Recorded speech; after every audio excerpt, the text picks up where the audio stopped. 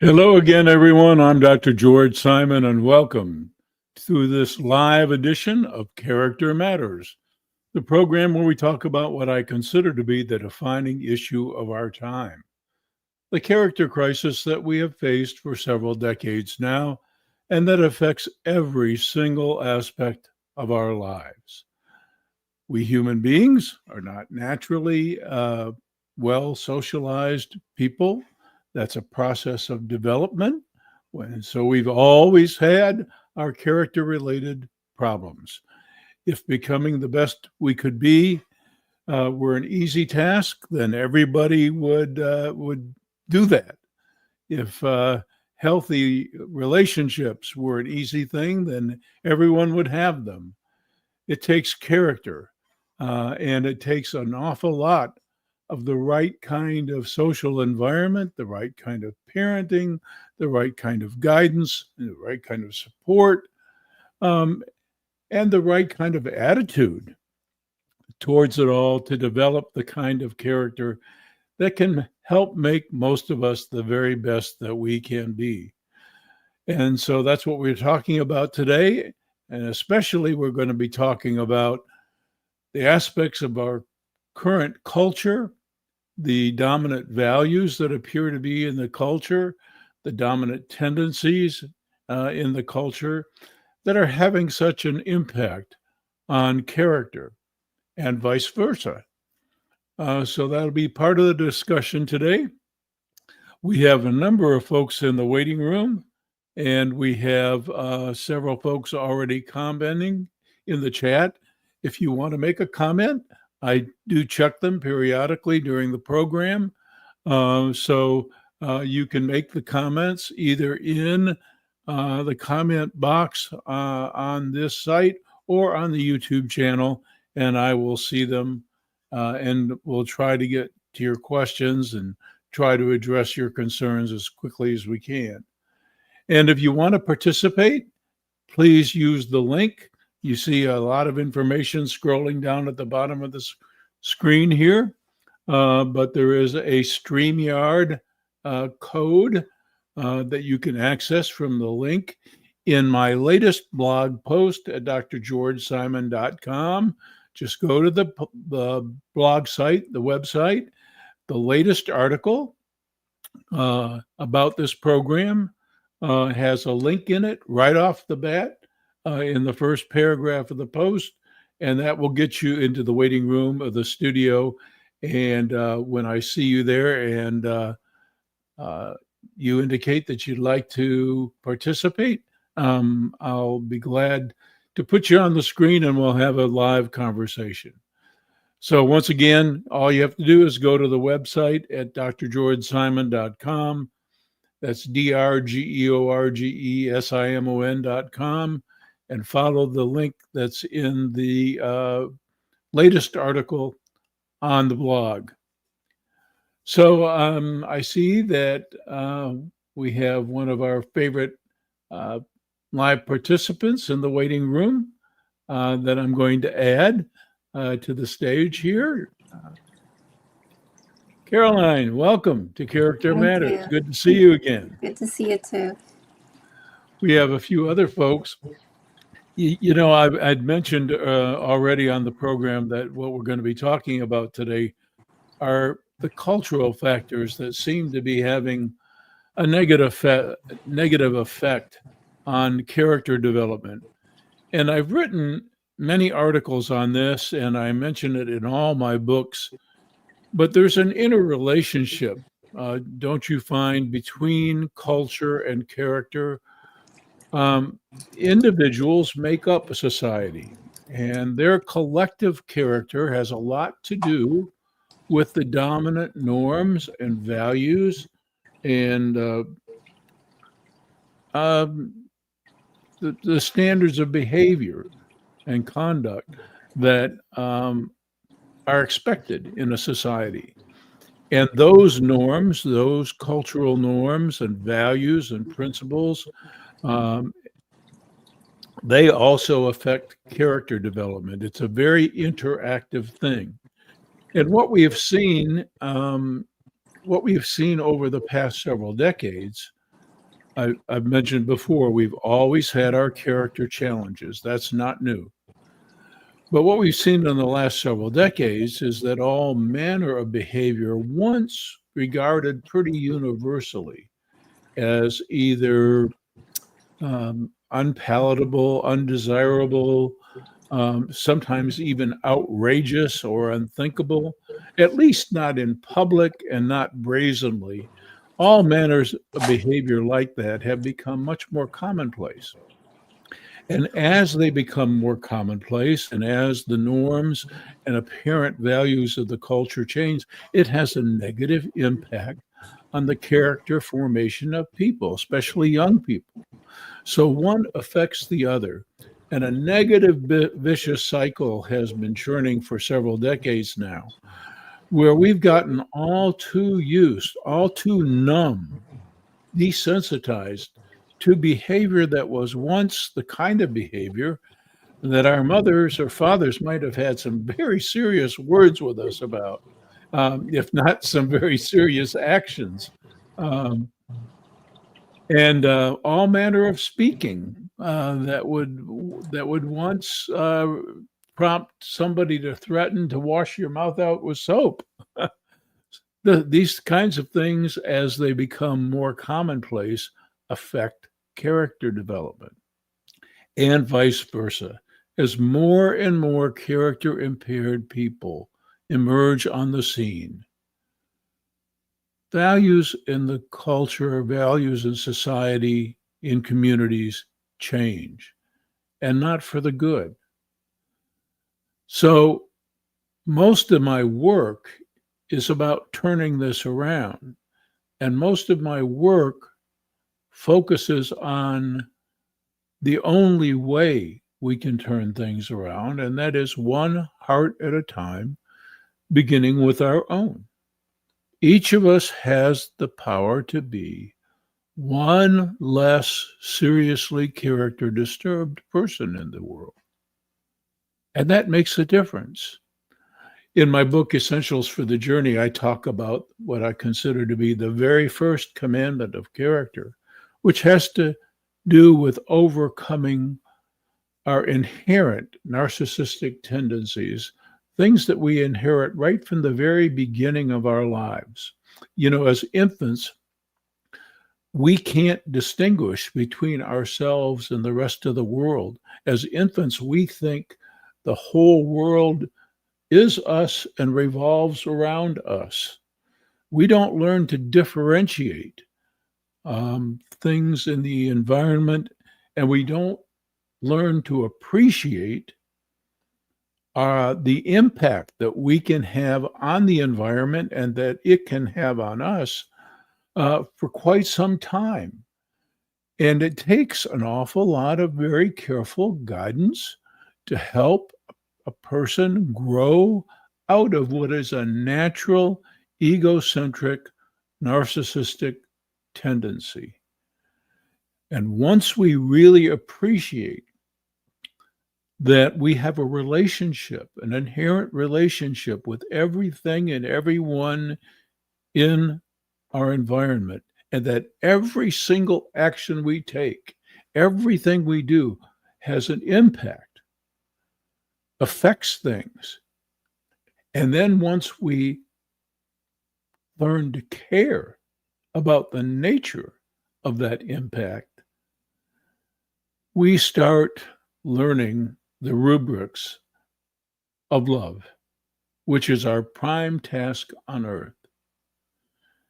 And what's happened to us in the past several decades is a matter of arrested development, so that it's very hard for folks to outgrow our natural egocentricity, our tendency to think that everything revolves around us, our tendency to disregard the impact that we have, that everything we do or say has an impact. And it's affected our ability to care about the nature of that impact. And it's hurting us. It's hurting everything. I don't think we appreciate just how badly we have damaged not only our environment, but also ourselves, because there is a purpose to this life. We know that this is a temporary experience. It is a temporary experience and it ends the same way for all of us. So, what we do, how we conduct ourselves, how we relate to ourselves and to everything and everyone else in the world matters. And when we decide that character matters again, when we decide more universally that character matters again, things will change, and significantly so.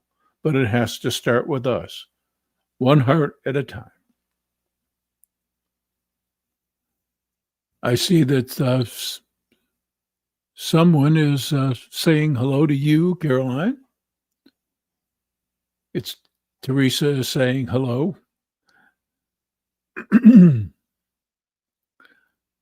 And also talking about the scandalous nature of some kind of behavior. You know, we human beings have witnessed scandalous behavior before, but we had, I think, a greater sense of outrage about it. I don't know how you feel about this, Caroline, but it seems to me that there was a time not too long ago when certain kinds of behaviors were more universally regarded as outrageous and intolerable, and you called it out, and you didn't champion it or revere it or laugh at it or make light of it.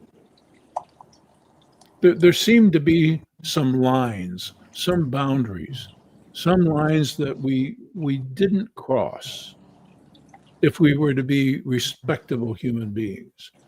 I don't know where those lines are anymore many times, even with our leadership.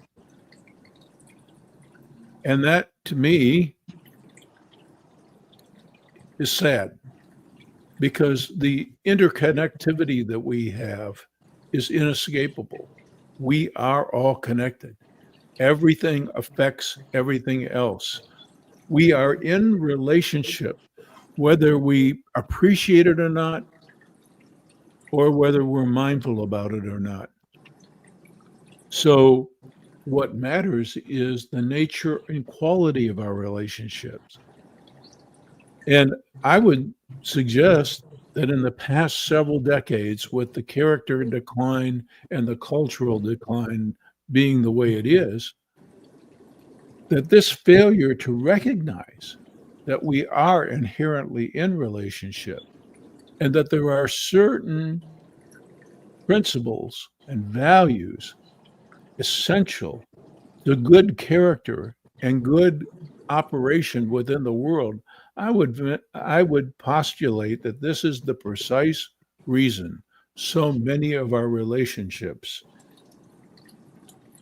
either don't work, become toxic, become unfulfilling. What gives me hope, however, is that I recognize, as a practicing therapist and counselor for well over 45 years, I have recognized how hungry people are for better connections, for more wholesome relationships. Yes, Caroline. Um, I hear what you're saying, right? You're saying like the values have diminished and they're not called out as they used to, right? Yes. Um, but I also think, as a society, we have naturally grown. We can judge it, but I think there was centuries ago, like, and I refer to the Maslow hierarchy of needs, right? Where he distinguishes, that first you need the main basic needs met, like, food and Yes. water. and then it Yes. goes to safety, and then love, belonging, and then esteem and self actualization. I think centuries ago, and I think in general, we had less, and it was more about pure survival. You could die or live within an instant. Those instances, I think, appeared much more throughout one day than today, where we don't have so many so close calls. And I think based on that, people were more direct and you had different values. Now, I don't know as a society where we are right now, if anybody believed that Maslow's hierarchy, if it's in love and belonging, I just have it here, esteem or self actualization. But my point is, based on that natural development of society, that we've grown a little bit more out of the basic needs. I think more people have access to food and water and a certain safety, and maybe have a certain kind of community. Um, since it goes closer to self actualization, I think it's a natural progression that we start to think more about ourselves, right? The need to collaborate in positive ways has diminished from a survival skill where you need it to collaborate with people, to survive. Now it's more like to get love or a feeling of connection. But what I think is there's a general natural development because we have more access to food and safety, that now we focus more on ourselves because we really ultimately want to self-express ourselves, self-actualization. And the bad part of that is narcissism, right? It's about way how I can come out. But I think the general development of us going more inward is not necessarily bad. Mhm. Do you know what I mean? Like Yes. And, one would wonder, therefore, yeah, seeing as though so many human needs are being met these days that in human history have not been met so easily, one would wonder why we're not more evolved than we are. Uh, But I, maybe we are on our way there.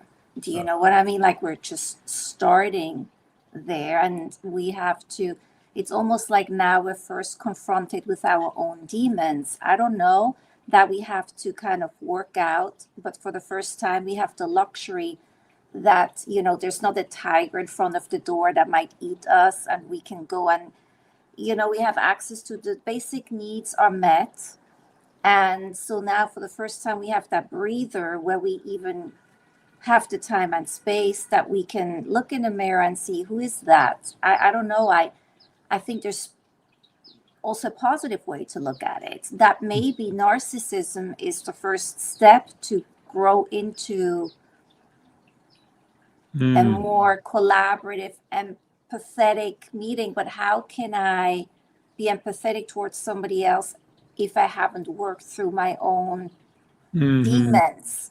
I yeah, don't know. Like yeah, I'm not saying it is like that, but I just kind of more want to raise the question. yeah. I'd like to spend some time with that, but because you we're talking here about narcissism once again, like it's a unipolar phenomenon, like it's a singular entity. And my pet peeve uh, as a psychologist is the fact that it is not. It is a dimensional thing, and it varies greatly as to type and degree. So I do want to come back to that. But I see that Brent is also in the waiting room. So I'm going to add him to the stage. Uh, and welcome, Brent. Hi guys, How are you? I'm doing great. I'm doing great today. Good to see you. Same here. What's the weather like in your neck of the woods? In the Caribbean, we have some very rainy weather here. Very rainy. We have had severe rain for the last couple of days, but today is pretty okay. It's reasonable. Oh, Yeah. well, is it the rainy season there? Yes, it has just begun here. That's right. Hmm. Yeah. Mhm. Well, it's still a little bit of paradise. Indeed. So you have to put up with these things from Yeah. time to time. Yeah. Yeah. So we've been talking here about the fact that we are seeing so much self focus. And let me say just a little bit about the nature of narcissism at the core. There is only one commonality with all types of narcissism, and that is an ego that is unbalanced.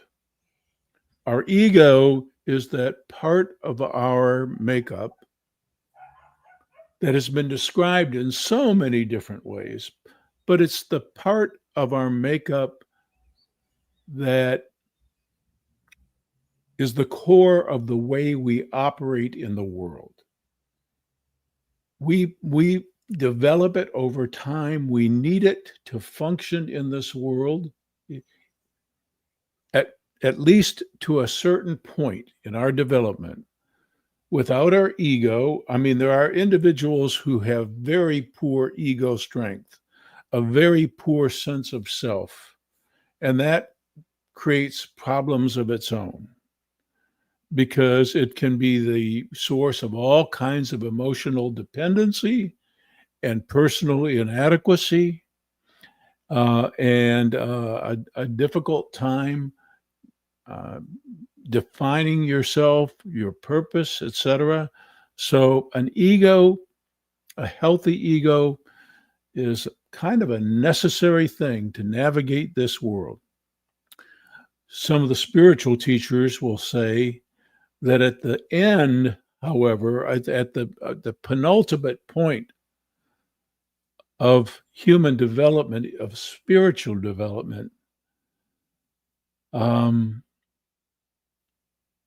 rising beyond our egoic self is important too. Letting go of our smaller egoic self in many spiritual disciplines is the gateway to a higher principle of operation in this world in preparation for what many consider to be the next or the next phase of our eternal existence. So I want to say that the only commonality in the various types and manifestations of narcissism is this unhealthy ego operation. Now, that can take so many forms, which is why I have such a peeve about the pigeonholing and uh, oversimplification and overgeneralization about narcissism. And Caroline, you were talking earlier about the fact that, self development is a big part of the hierarchy of human needs and growth and development. But healthy self regard is not narcissism. I And just think we might have to get there first, like I think of children, right? If I think of the natural development of a child, and I right, think as a society, like a society also kind of develops like a human being. right, It has also different stages, like different stages of ego development, that a child needs often to make mistakes in order to learn and grow. And maybe this is now when it comes to how, as a society, we grow our values and sense of sense as a right, society, so to right. speak, Yes, that we have to make all those mistakes, like to just even form an awareness. absolutely. Yes. Uh, More important than making the mistakes is how we respond to the mistakes. Mm. And for years and years and years in my discipline of psychology, when it comes to disturbances of character, people who have ingrained patterns of behavior that are destructive, the axiom has been that some folks don't appear to learn from experience. In other words, things happen, disasters happen, they get fired from a job, a relationship breaks up, and there's a lesson to be learned there. But the lesson is not learned, and the same mistake gets made again, or the same bad behavior gets committed again and again and again and again, and despite increasingly bad consequences. So it's not just the errors we make and the experiences we have, it's our response to them that really matters. And the real trick is figuring out the hang up. What core aspect of character is preventing the person from, they learn plenty. The axiom that they don't seem to learn from experience is not true. People learn from experience all the time. What we really mean to say is they don't seem to learn what we would really like them to learn from their experiences. There's a reason for that always, and that reason varies. Yes, Caroline. So you as a psychologist, so if you looked at society, I'm just curious, if you looked at society like a child, right, and you saw the current state of society as this child, where in the progress of forming a sense of self, forming values, forming an ego, which phase would you say this society right now is, if you were to look at it like a child? Do you know a little bit what I mean? Yes, Like, yes. what would you say, like, what are the stages and where would you say this society would fall into that? I'm curious because I don't know. Hmm. I would say that we're still in a very infantile stage What called, does that mean? and that means a lot of things. Uh, a sense of unrealistic grandiosity. We're kind of really impressed with ourselves, and therefore think we don't have more to learn, that we don't have more than we need to consider. We're getting by just fine. I got everything in my life I want, at least for the moment. And so, you can't tell me anything, that kind of attitude. So there's some grandiosity there. There's also some entitlement. I see this all the time. I use traffic examples all the time, but I'm just telling you, it's a free for all out there. So would Speed, you say it's like that phase where a child starts to separate itself from the parents, where it starts to make a distinction between, like, the separation is not, is it's like the beginnings of separation from a parent, but it's more insidious than that. The separation has already been accomplished, and the separation that is problematic is the separation that most folks have from the bigger picture. Now, I'm going to get into perhaps some controversial territory here. But we have tried to put all kinds of names historically on this bigger something that is at the core of life itself. Some people call it God. And boy, do we have all kinds of projections that we make on this image. Some of them really horrible projections. But it's that relationship that matters. And there is a separation there, a great separation from that higher something that we do well to remain connected to. It changes everything. It changes everything when we see, when we recognize it, that whether we recognize it or not, whether we appreciate it or not, we're always in relationship with something bigger, including that ultimate something bigger. And what matters more than anything else is what is the quality of that relationship. It's really what is responsible for the poor quality of most relationships today. But for that, okay, for Everything that on one, the surface. okay.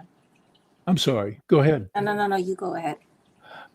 Everything is on the surface. If I'm getting something I want, and we have a right to feel indulged because, as you were mentioning, the Maslow hierarchy, we have so much. The human race has so much more now than it's ever had.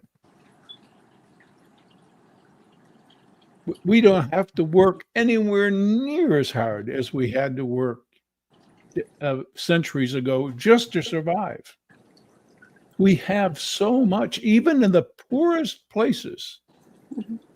Human beings have more than they've ever had in our history.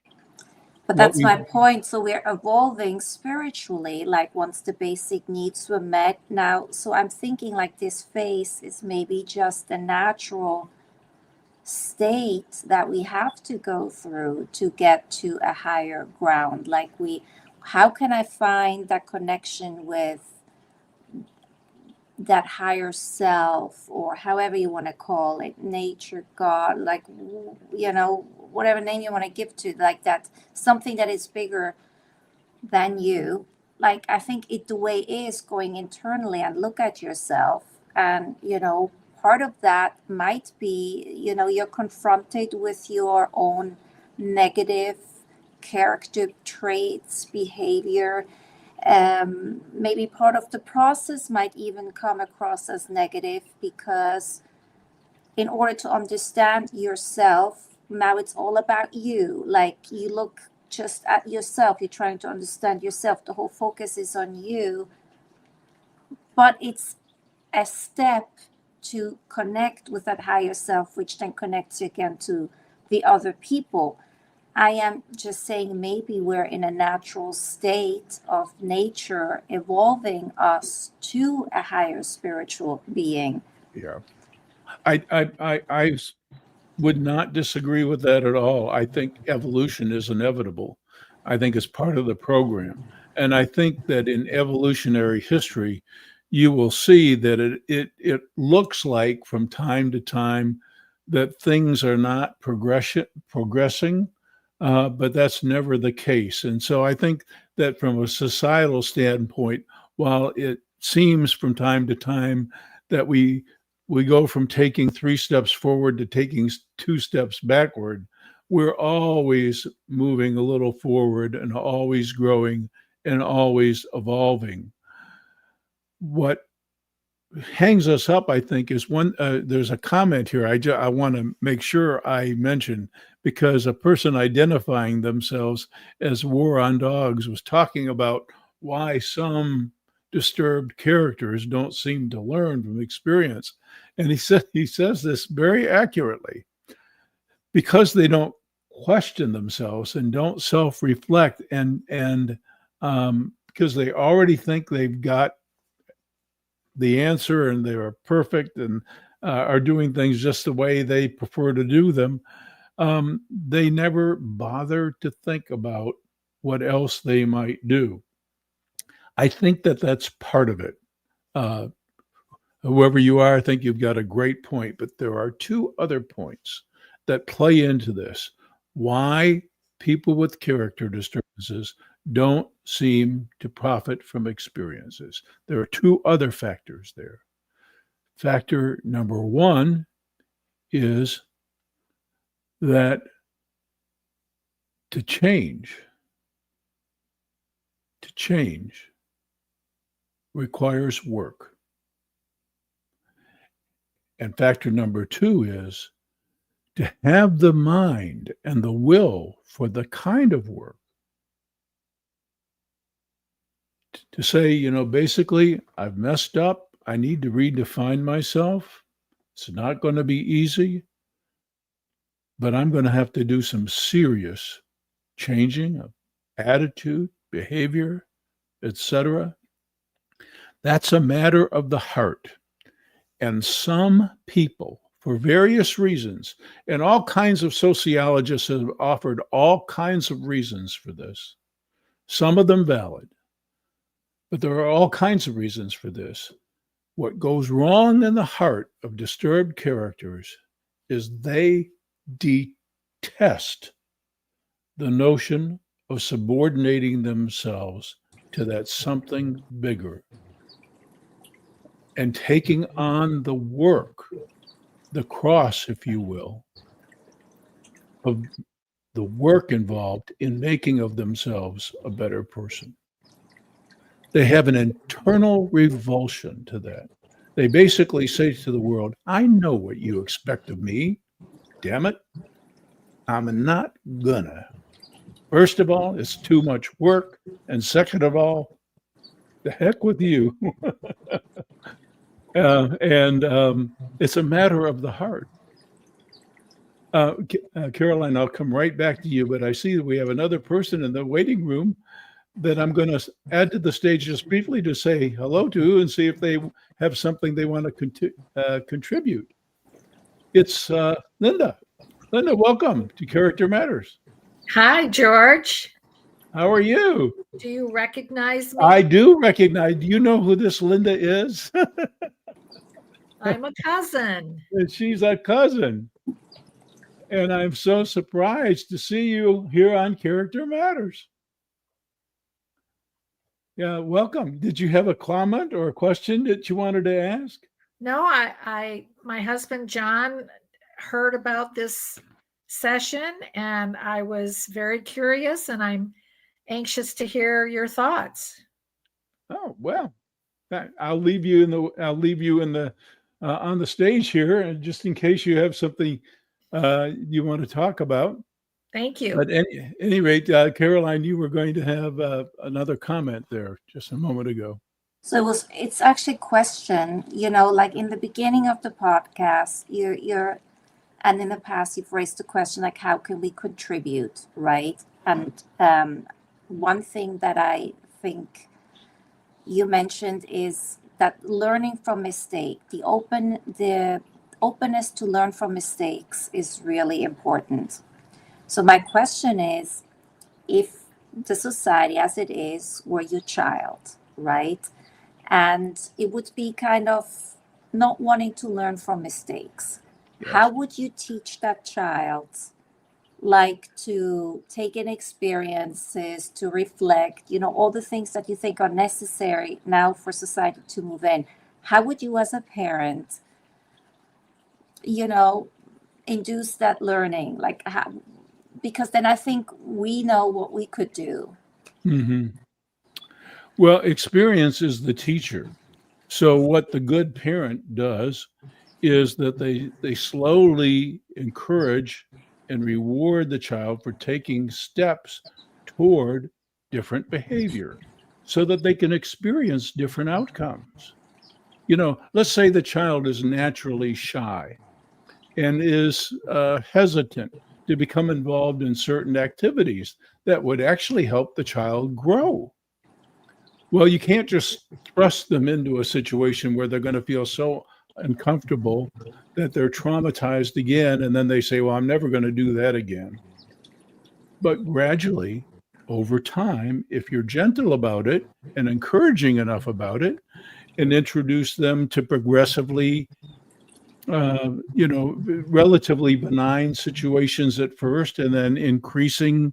Uh, you don't want to prod them, but introduce them to increasingly more social situations, and reward them for the effort, praise them for their courage, et cetera, et cetera.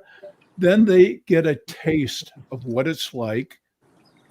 And if they do that gradually and with support, then they eventually learn that what they imagined to be a catastrophe is not so bad. And maybe there are some things to enjoy there. What we used to appreciate is how much it took to help our children, not just our children, to help everyone develop in character. It takes a whole bunch of careful, loving, supportive guidance. And it takes a village, and not just any kind of village. It takes a supportive, caring environment where people actually know each other, care about each other, are concerned with one another's welfare. All that matters. We've forgotten how much it matters, and we're paying the price. So that positive reinforcement, right, that you would do with a child, that nurturing, like rewarding good behavior. So rewarding if somebody does learn. So I see, Jay, Caroline, what I could do today, like to help, would be whenever I see somebody, it's a question really. I could go out whenever I see somebody with a character disturbance, and when I see that they have somewhere, maybe as really small, they were really trying, they were reflecting, or they were trying to learn, even if it's in the smallest thing, and I comment on that and I say, hey, I saw that. Wow, that is so cool. Like I saw that you really tried there, and like kudos. That could be right how I myself could contribute today. Yes. Okay. I also want to add to that, if you don't mind. Well, I just lost my train of thought. You were saying something about, oh gosh, I've completely lost my train of thought about that. So I'll just open it up to whatever else. Maybe it'll come back to me in just a minute. Brent, you were nodding your head. Did you have something you wanted to add to that? My comment would just take a slightly different course from where Caroline was going, though. But I did want to talk about reinforcement, right? As a child, I benefited from adults in my space repeating the same things. You need to be honest. You need to, have manners. You need to say good morning when you get into a space, right? But that was reinforced by the several adults in my environment. Yes. And this is absolutely needed for children. But the space that we're talking about is really adults. That space is full of adults, and that's a different dynamic. They're exposed to, well, as children, you're exposed to a smaller range of persons. As an adult, it's kind of limitless. You can go wherever you want. I'm just talking about reinforcement. Yes. We absolutely need adults that are going to continue to model what good character looks like. Right. I know it's crazy, as Dr. Simon says, on the highways and wherever, but we do need more reinforcement. I'm so glad that I asked you to chime in there, because you just reminded me of what it was that I wanted to say. You're talking about basic behavioral theory here, which has its drawbacks, but also has its great benefits. But basically, we know that people do what they are reinforced for doing, and they avoid what seems like punishment, or what seems like too aversive a thing to do. And if you look at the current situation, the current character crisis, it would not be wrong to say, to keep it very simple, there's the KISS rule, KISS, keep it simple, stupid, right? We are what we are, and people do the crazy things they do largely because they're reinforced for it. For example, the crazy greed that's going on, the unbelievable displays of haughtiness, grandiosity, et cetera, et cetera. These things are championed, reinforced, rewarded pretty heavily. Whereas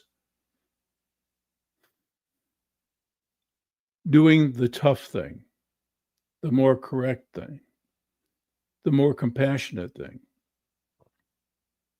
has too steep a cost for a lot of people. It's not just that it's not popular, it costs. It costs you to confront, say, in the workplace or in the educational setting or in a social setting. It costs you to confront poor character, bad behavior. You might even get in trouble yourself. You might have a lot to lose. So when you reinforce enough all the things we shouldn't be reinforcing, and when you punish enough all the things we'd like for people to have in their character, what are you going to get as a result? So thank you, Brent. You prompted the brain to start working properly there. In a very simplistic way, that's what we're talking about. And I wanted to say something too, Caroline, when you were talking about when somebody has a more disordered character. You know, in this day of an age of character dysfunction, there are all types and degrees of character dysfunction. And we used to have a commonly, within all the mental health professions, we had a commonly accepted definition for what constitutes a disorder. And we would say basically that a person's way of operating had to meet three conditions for it to be a disorder. It had to cause them extreme distress. It had to cause extreme distress to other folks as well. And it had to be so intense or inflexible that the intensity of their way of being and their inflexibility was itself the source of distress. So a person's way of operating in the world was so extreme and so inflexible that it caused a mess and distress, both to the person and to everyone else. Well, that definition doesn't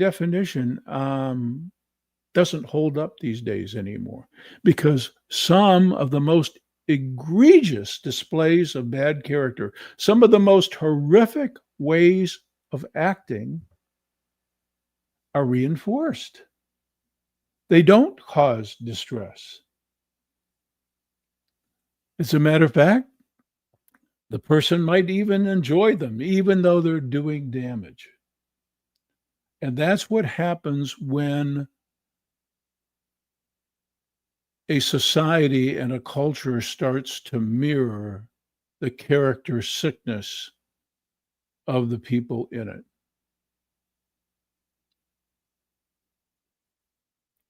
And that's probably the biggest single reason for my continued work,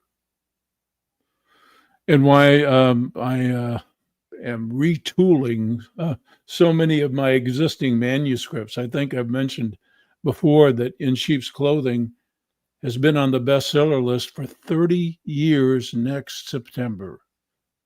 September 2026 will be 30 years. And it's now in 36 languages. We're just about ready to renew a new version in the Brazilian, in the Portuguese in Brazil. But it's completely outdated.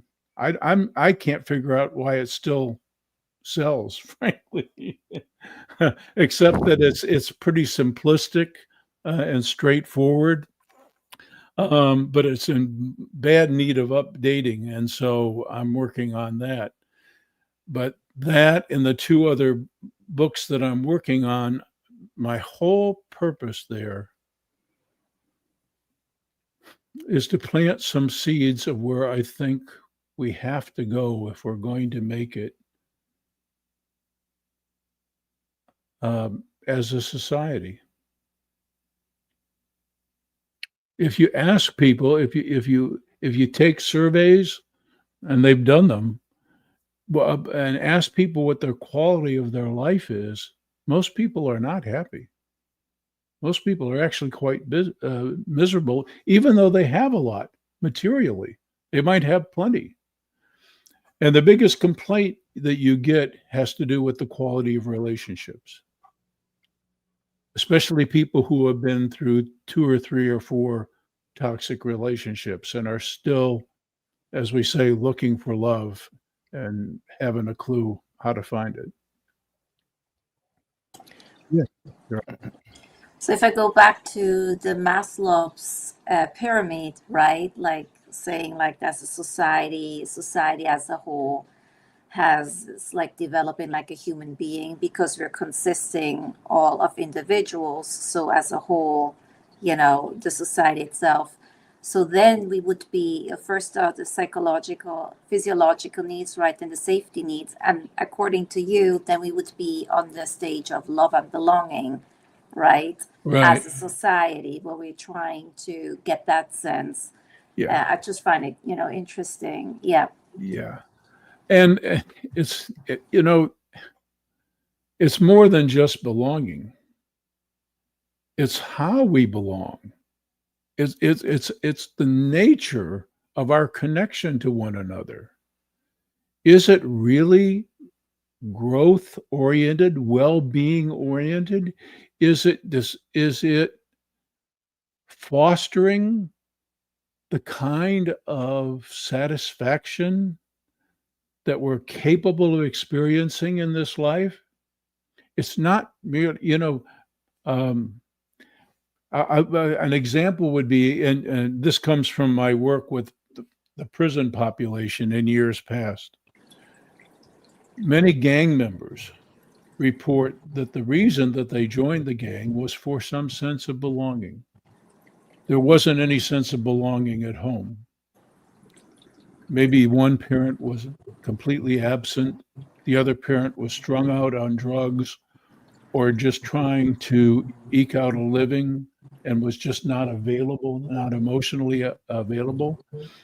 And the gang membership provided some sense of belonging. But what was the nature of that belonging? What were the rules? How did you stay connected? Well, in many ways, the only way to remain connected was to engage in behaviors that were not only destructive to the society, but were absolutely detrimental to the development of your own character. So maybe it's about self-acceptance, right? Like that's what we really struggle with. So we look for the acceptance, like the gang member looks for the acceptance by the gang, looks for the acceptance from the outside because he doesn't have it from the inside. But like at the core, it's a lack maybe of self-acceptance, right? That's the missing link. Yes. Well, that's a whole separate conversation. What you're speaking there about that connection inside, that internal connection, I'd like to devote a whole program to that. And the 2 pocketbooks that I'm developing to replace the Judas syndrome, that's what they're all about. Both of them, that's what they're all about. And I'm taking more time with them than I've taken on any other project. But that, I think, reflects the importance of the topic. Our major disciplines, even our major spiritual disciplines, I think have largely failed us, especially our institutional spiritual disciplines. I think they've failed us. They've failed to sufficiently help nurture our spiritual growth and development. And the only good news about that is I know how hungry people are. And that's why I'm being so careful, so mindful. I have the drafts on open tabs in my Google Docs. And so every time I have an idea or think of something that I've said that I say to myself, no, that's not quite right, or that's not quite what I meant to say, or that's not quite what I've come to realize is really true. I go back and change a little bit. And at this rate, I fear I may never get done. but hopefully in time I will. Yes, Brent. I just want to assure you that even in the state in which your first book is, the wolves in sheep's clothing, in sheep's clothing. Yes. It was a remarkable book at the time that I read it. I have shared it with other persons, and they have gotten great insight. And I can understand why you would not see it as, in its best light. But I think for many of us who have just come into the adult world, just absolutely confused as to what's happening in terms of, people hurting other people and all that, I think it does an excellent job as a primer, right? I'm not saying that you shouldn't continue your work in terms of developing that. Yeah. And finally, I guess I'd say, because just watching the time here, you talked about earlier the fact that this idea of self-development, it takes time, and it's going to take effort, and it's going to cost you too. That's right. And that's the main reason why many people they don't go for it. They tell themselves, I can employ my energy somewhere else. I do think your platform is, and it should continue to, show persons that there is great benefit to undertaking the sacrifice that this entails. This is a message that needs to keep happening, right?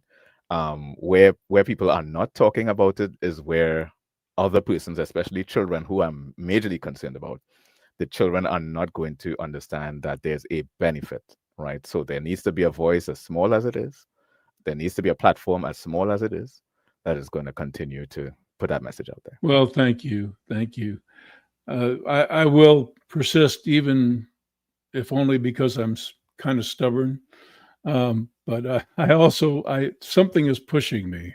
So, Linda, it's so great to see you here, even in this format. Did you want to add anything before we close out? We've got about a minute and a half.